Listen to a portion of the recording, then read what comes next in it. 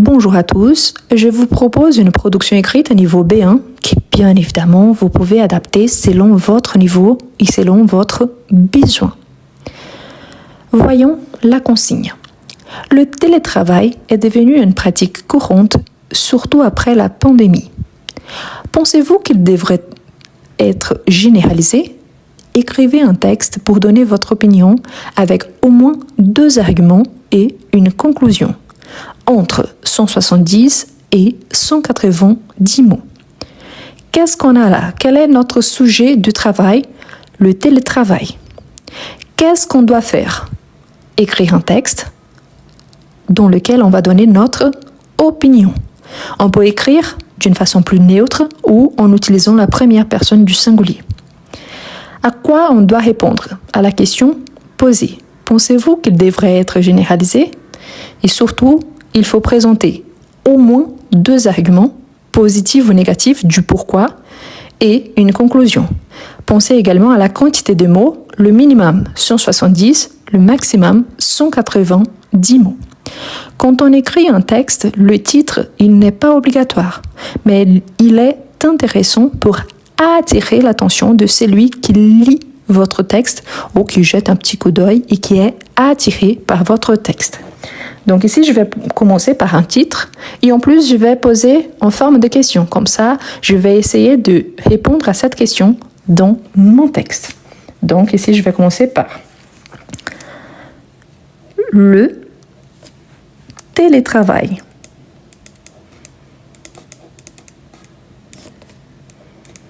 Le télétravail, c'est notre sujet, télétravail, devrait-il, c'est un texte écrit, donc je me permets de faire l'inversion verbe-sujet car il s'agit d'une question. Devrait-il être généralisé? D'où j'ai sorti ces informations-là? De mon texte. OK? Donc, si vous voyez bien, on a le télétravail est devenu une pratique courante, surtout après la pandémie. Ici, j'ai ma question. Pensez-vous qu'il quoi? Le télétravail devrait être généralisé? Donc, j'ai mélangé l'introduction de ma consigne avec la question qui a été posée et j'ai mis au format de titre.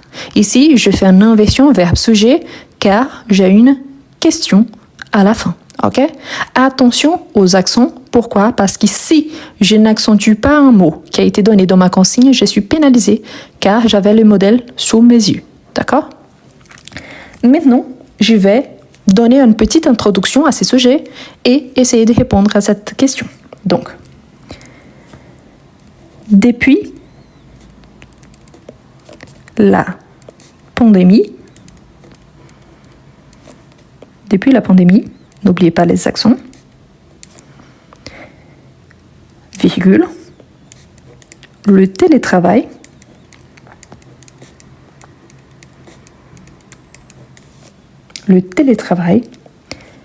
est devenu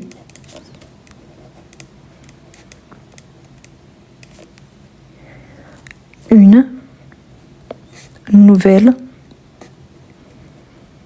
manière de travailler pour beaucoup de personnes. Ah, mais le télétravail, il existait déjà avant. Je suis d'accord.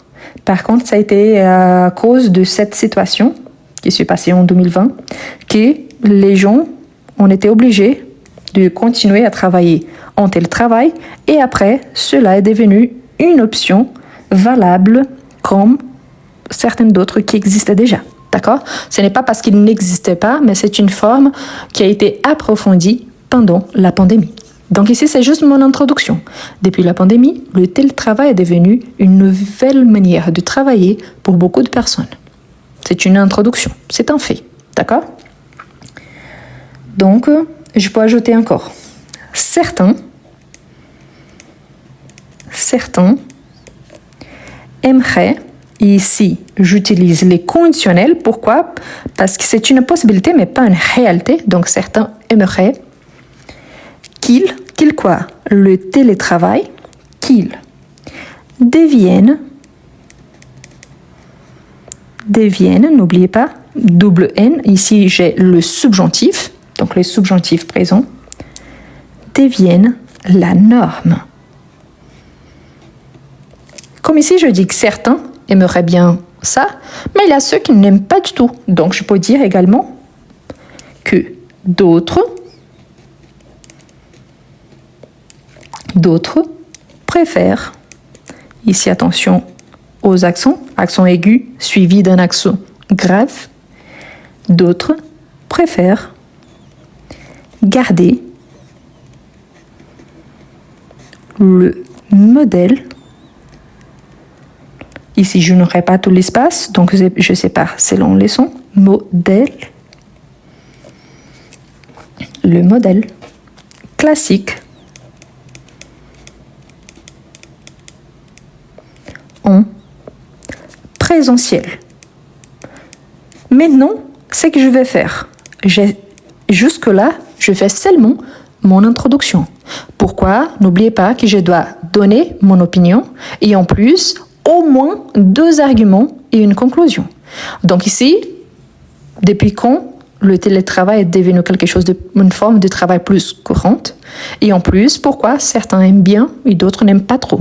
Mais là, il faut justifier. Donc là, je vais commencer à donner mes arguments. Donc, travailler, ici c'est l'infinitif, donc travailler à distance, c'est la traduction de télétravail, hein, travailler à distance, donc à plusieurs avantages. Donc ici je peux séparer les mots pour ne pas laisser trop d'espace. À plusieurs avantages. D'abord, un mot connectif, donc ici, d'abord, quels sont les points forts? C'est ça que je vais présenter en tant qu'argument, ok? D'abord, cela, c'est le formel de ça, cela évite les trajets, c'est-à-dire que je n'ai plus besoin de me déplacer, hein. Donc, évite le trajet long et fatigant, ce qui est vrai. Pour certains, parfois, plus d'une heure le matin et plus d'une heure en fin de journée. Donc, ce qui permet, quand on n'a pas besoin de se déplacer, de gagner du temps,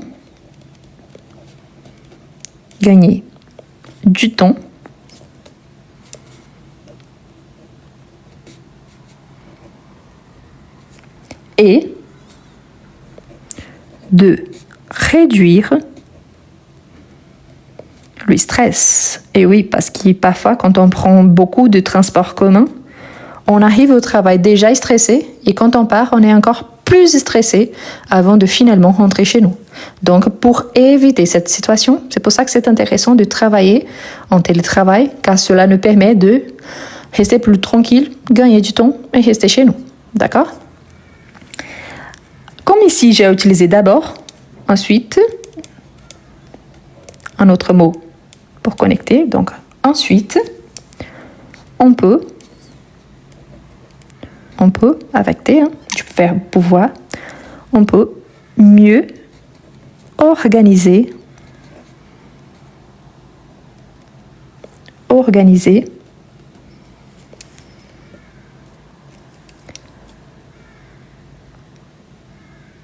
la journée, c'est-à-dire notre journée de travail, la journée, et trouver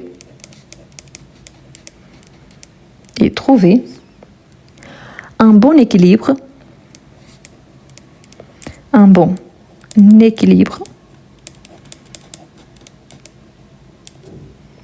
entre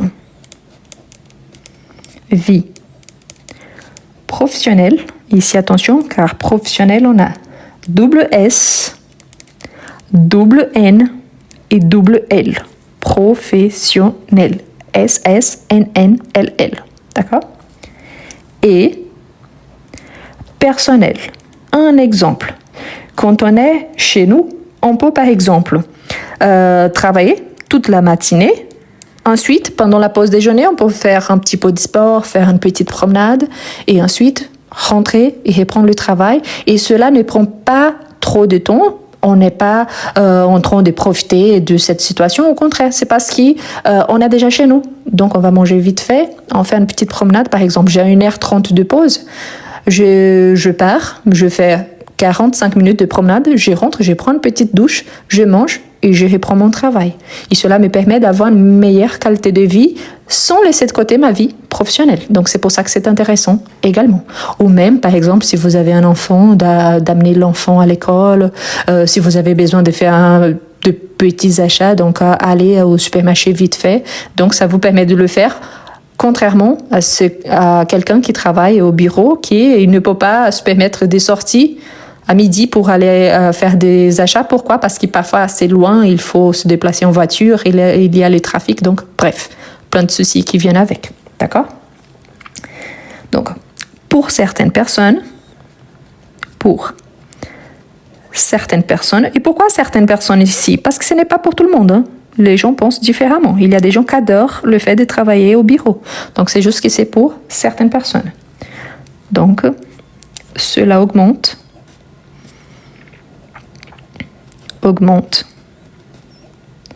même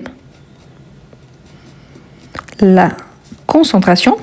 Pourquoi? Parce que la personne elle est chez elle, donc en silence. Il n'y a pas d'autres collègues qui sont en train de papoter ou faire du bruit. Et la productivité. Pourquoi? Parce que vous savez que plus vite vous finalisez vos tâches, vous êtes libre pour faire ce que vous voulez faire. OK? Donc ici, j'ai déjà donné plusieurs arguments positifs pour le travail à distance, le télétravail. Maintenant, je vais montrer aussi le côté plutôt de travailler en présentiel, parce que mon objectif, c'est de donner les deux avis à ce sujet-là. Donc, je continue. Mais, je pourrais utiliser également cependant, c'est possible, mais tout le monde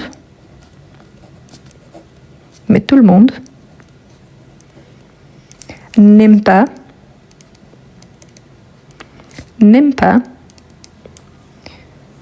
ces modes de travail. C'est-à-dire que ce n'est pas tout le monde qui aime le télétravail, ces modes de travail. Attention pour ne pas mélanger travail en tant que nom avec travail en tant que verbe, d'accord? Le verbe, il est conjugué, donc LLE. Ici, on a par exemple le verbe à l'infinitif. Et ici, on a le nom, donc c'est mode de travail.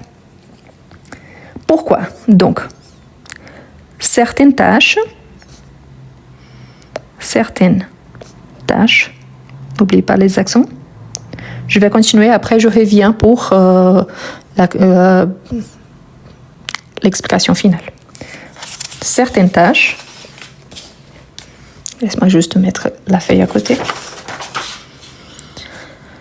Certaines tâches demandent,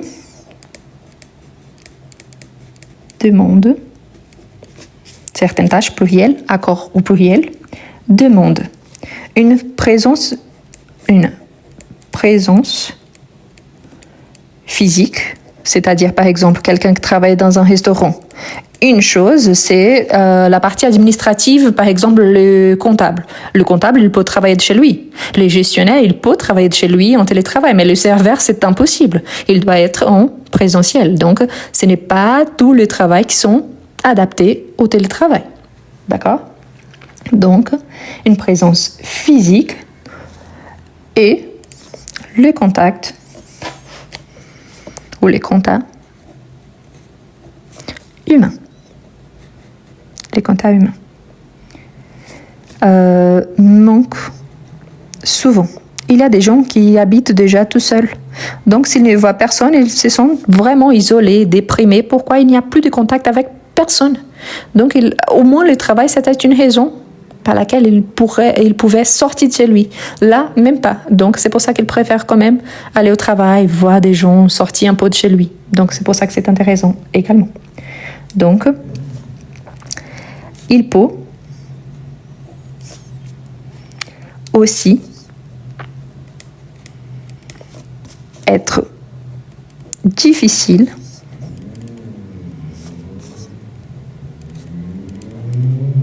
de séparer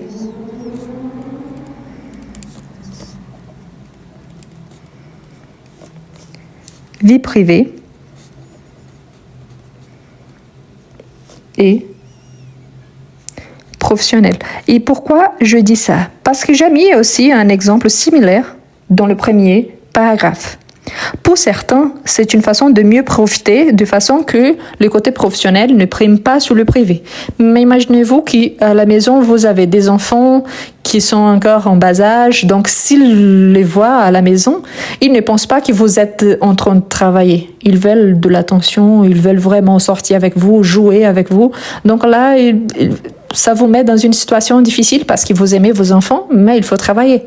Donc pour équilibrer vie personnelle et professionnelle, c'est plus difficile quand on est dans une situation telle qu'elle. Ou alors, pour certains qui, par exemple, je suis enfermée dans ma chambre car je suis en train de travailler. Et il y a toujours la maman ou le papa qui passe et dit, mais il faut faire ci, il faut faire ça. Est-ce que tu peux me faire ci? Est-ce que tu peux aller au supermarché pour moi? Donc, peut-être ils ne comprennent pas que vous êtes en train de travailler. Donc, c'est difficile de mener la vie privée et la vie professionnelle. D'accord? Séparer les deux. Donc, ici, vie privée et professionnelle quand on reste chez soi. Donc, chez soi parce que j'ai utilisé on. Donc, chez soi. Toute la journée.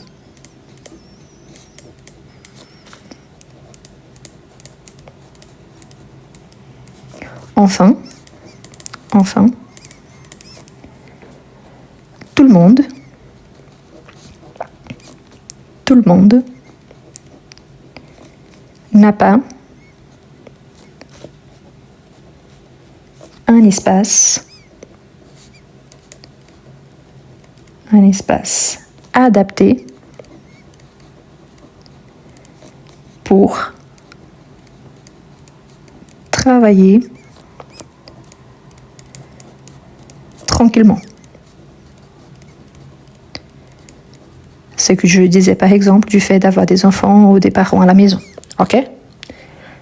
Maintenant, je marche vers ma conclusion. Pourquoi? J'ai donné une introduction, un paragraphe des arguments positifs du télétravail, un paragraphe de ceux qui préfèrent travailler en présentiel.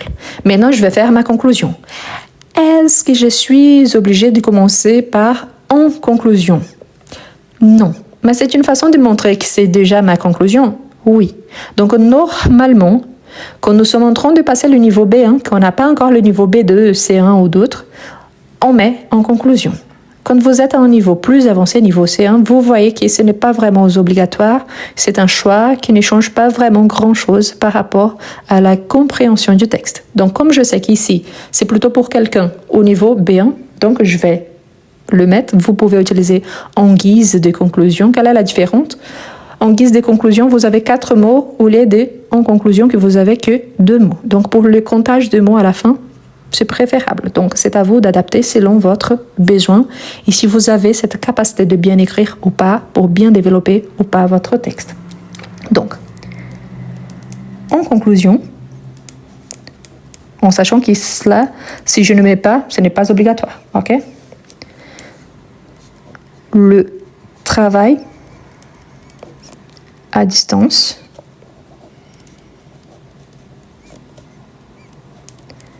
peut être et pas peut-être. Donc, quelle est la différence? Peut-être, il y a le tiret. Peut être, il n'y a pas de trait d'union. Peut être une bonne solution, mais l'opposition, mais le télétravail, il y a un message sur mon écran, juste un instant, mais il ne convient pas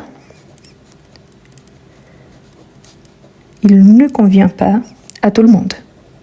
Ce n'est pas parce que moi, j'aime bien que tout le monde doit aimer ou vice-versa. Ok? Le plus important, ici c'est mon avis, le plus important, Je pourrais dire je pense que, je crois que, oui. N'oubliez pas que vous donnez votre avis, donc vous pouvez donner d'une façon neutre, comme ici, le plus important, le télétravail, ou je pense que le télétravail, je pense que le plus important, je crois que le plus important. Une fois de plus, c'est adapté selon la quantité de mots et ce que vous préférez par rapport à votre façon d'écrire. Donc, le plus important serait le conditionnel, c'est une idée juste, serait peut-être, ici oui, peut-être, donc avec tiret, peut-être de laisser le choix. Pourquoi ça? Parce que certaines entreprises obligent soit le travail en présentiel, soit en télétravail. Donc ici, le choix, donc chacun va choisir selon la possibilité, si est possible de le faire en télétravail ou pas. Donc, le choix, selon les besoins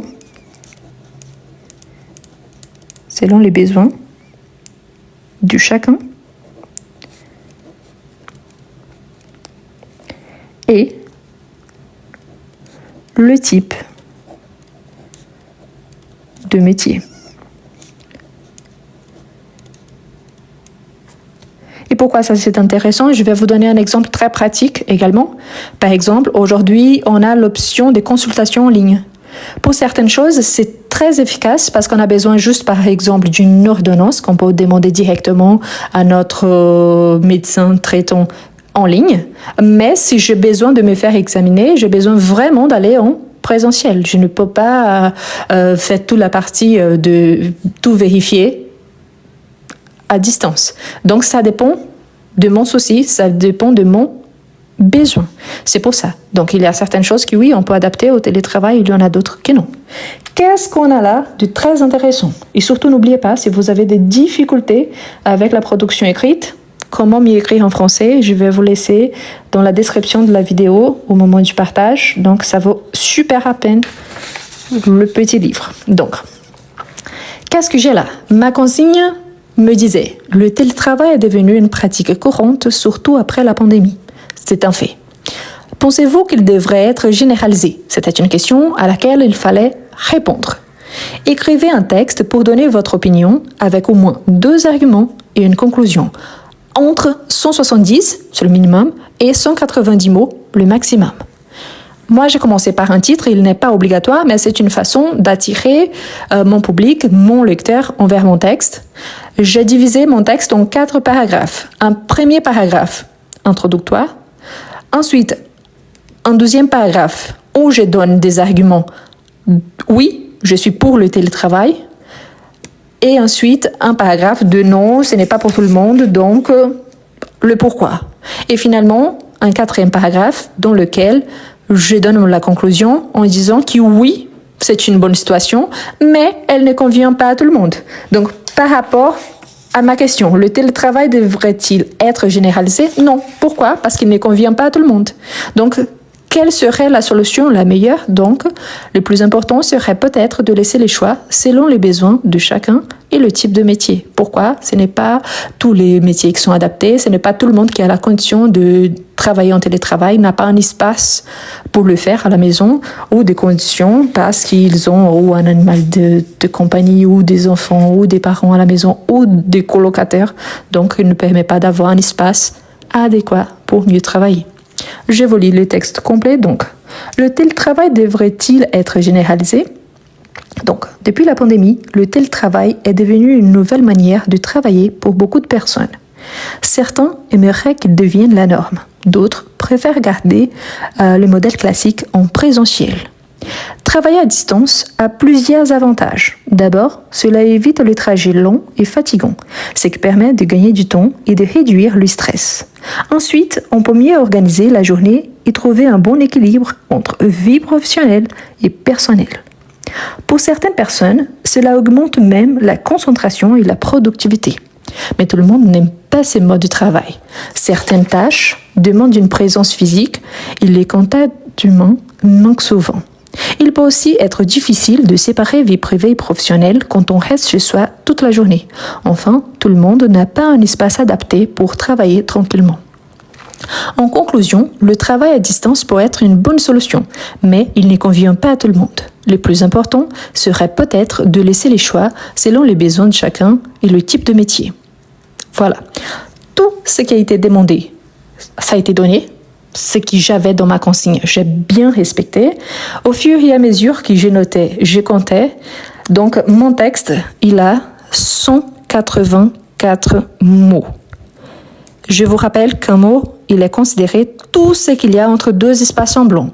Et attention, car chaque fois que je vous explique ça, il y a toujours quelqu'un qui me dit « Mais je ne suis pas d'accord avec vous. » Par exemple ici, « Devrait-il » On a les conditionnels inversés, verbe sujet, car on a une question. Je sais très bien qu'ici, il s'agit d'un verbe, ici, il s'agit d'un pronom.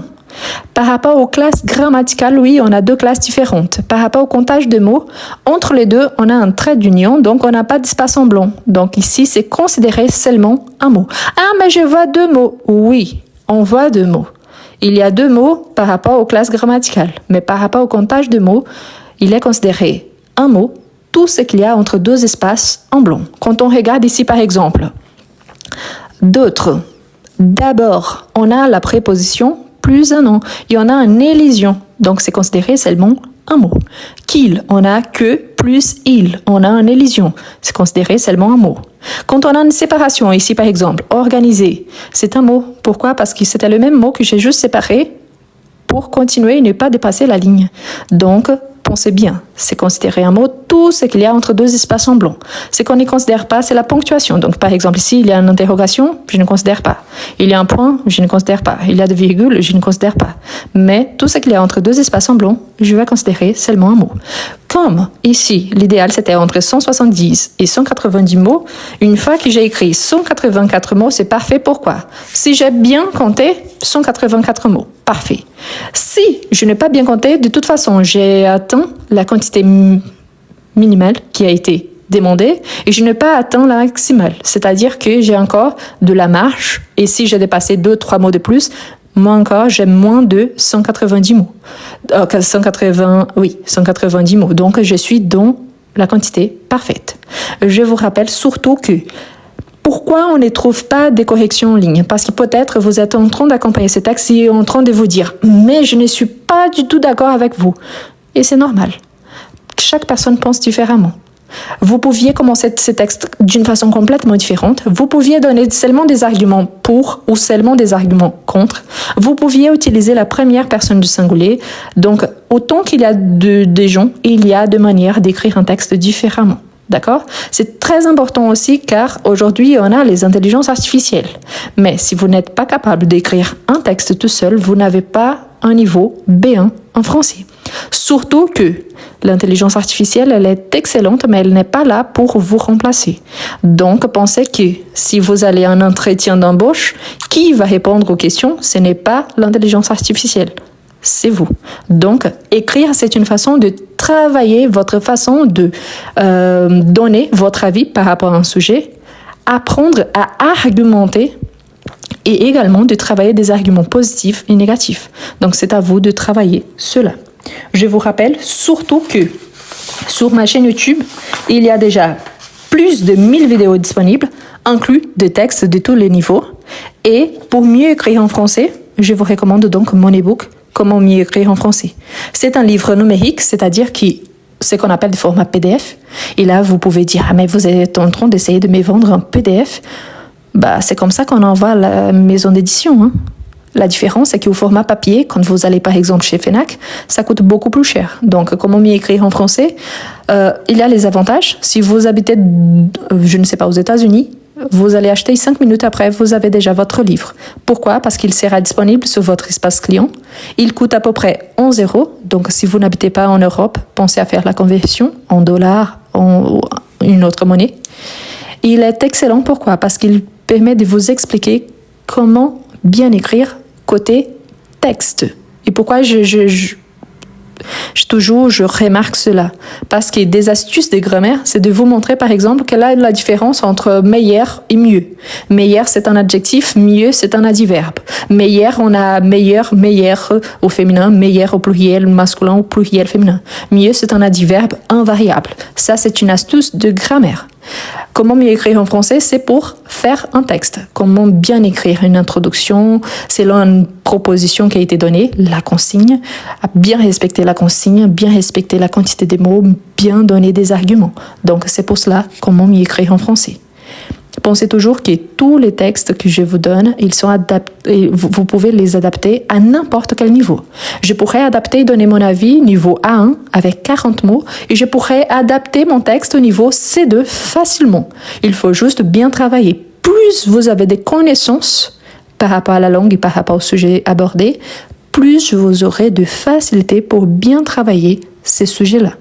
Si ce n'est pas encore votre niveau, il y a G conjugue ou le passé composé, et il y a ma formation accompagnée. Ma formation accompagnée, c'est à travers de vidéos et des exercices.